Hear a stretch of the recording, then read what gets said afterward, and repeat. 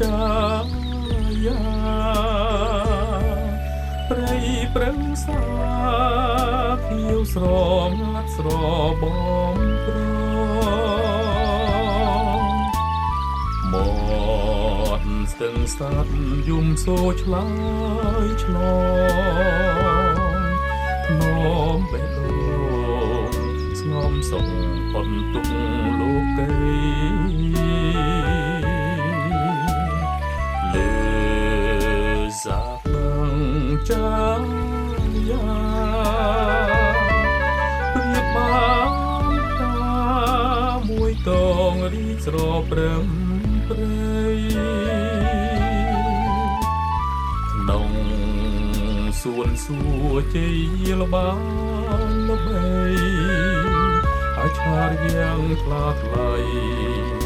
នៃស្ទឹងសៀមរាបអង្គរវិមានឈើធំជុំរុំសុខសាន្តចំឡាក់បុរាណដ៏សែនល្អប្រសាទចន្ទីខ្នល់ឈរកងដមិត្តទេសចរហែបហែលទឹកដ៏ថ្លាយងលើសាដឹងចាយាខ្នងចិនដាខ្ញុំឲ្យនិនទ្រាលួងលងរីត្រីកាលស្ងប់ស្ងាត់ជ្រងំជំនោរំដំប្រគុំបត់លេងសុខសា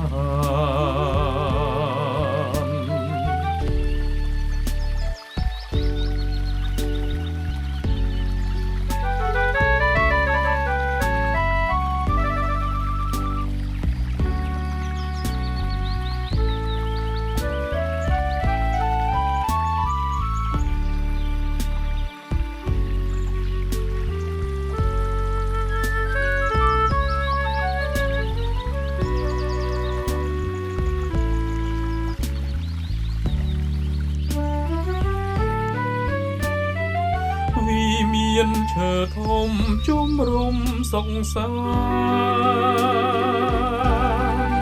ចំឡាក់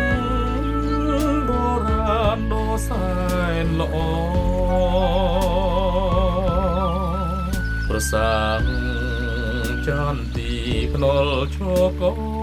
ដមិត្តទេសចរហែបហែលទឹកដ៏ថ្លាយងលើសាដឹងចាយាខ្នងចិនដាខ្ញុំឲ្យនិនទ្រាលួងលងរីត្រីកាលស្ងប់ស្ងាត់ជ្រងំជំនោរំដំប្រគុំបត់លេងសុខសាជំនោ